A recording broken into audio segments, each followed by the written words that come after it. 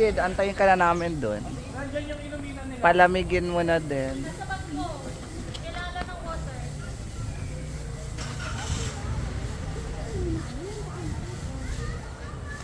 Ate, may share it yan. Share it. Mamaya doon sa inyo, i-share it natin lahat.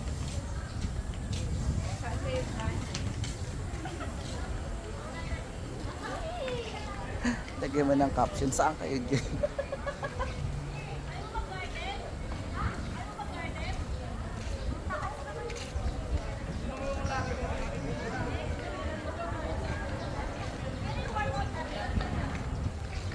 Alam mo?